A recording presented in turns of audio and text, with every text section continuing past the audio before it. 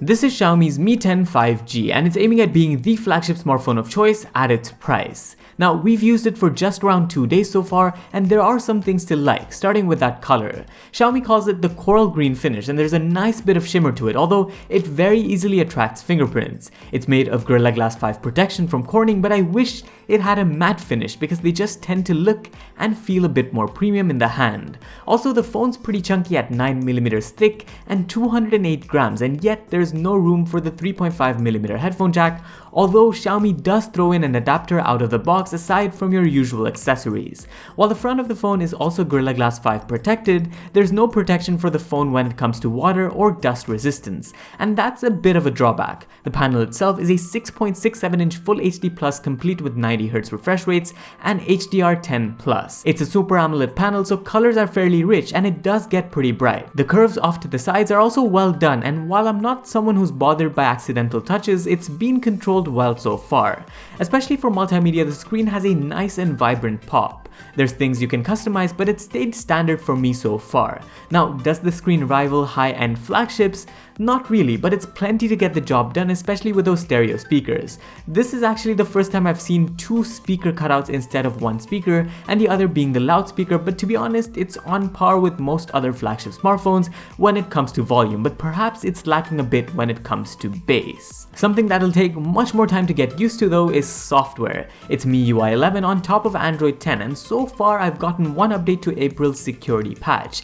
And let's get this clear, there's nothing wrong with the software from a performance perspective. In fact, you get the highest end power including Qualcomm Snapdragon 865 octa-core chip, 8GB of RAM, as well as 256GB of UFS 3.0 storage. But things like that navigation pane or those convoluted settings just get on my nerves a bit. But again, I've never been nitpicky about software in the past and it's not a big deal for me, so it'll take a few more days to get fully used to this, and plus, the app drawer once enabled has some pretty useful categories to arrange your applications. But I can see how MIUI 11 can be a hindrance to some. There's of course Xiaomi's bloatware on there, and in particular I don't think that should be present so much when it comes to the overall software experience. But anyway, there's still time for me to figure things out on MIUI, and plus we might see MIUI 12 on this phone very shortly, and that's something to look forward to. Also, just as a side note, a special mention to haptic feedback on the phone because this thing works extremely well and just makes the phone feel a lot more premium.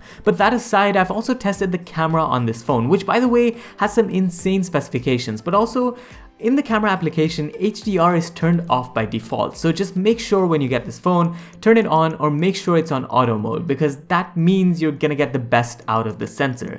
So speaking of the camera, it's a quad camera setup with a 108MP primary, a 13MP ultra wide, 2MP depth sensor, and a 2MP macro sensor. And here are a few samples I've taken with it so far, including a few with night mode. 8K video recording is also something interesting on the phone, but it does look slightly choppier than 4K 30fps, and yes, you also get that 20MP selfie camera that sits on the display, which I don't really mind, but its dynamic range could definitely see improvements, especially when taking portrait selfies. So as I said, it's just been 48 hours with this thing, and the 4780mAh cell definitely packs a punch.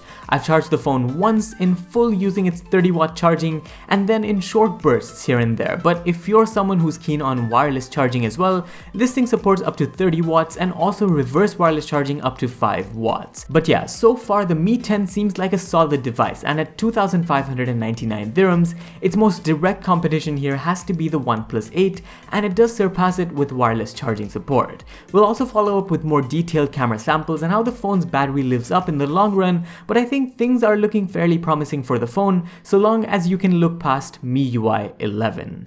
That's it for this one. Let us know what you'd like to see with the Mi 10 5G in particular down in the comments. Make sure to like and subscribe for more videos.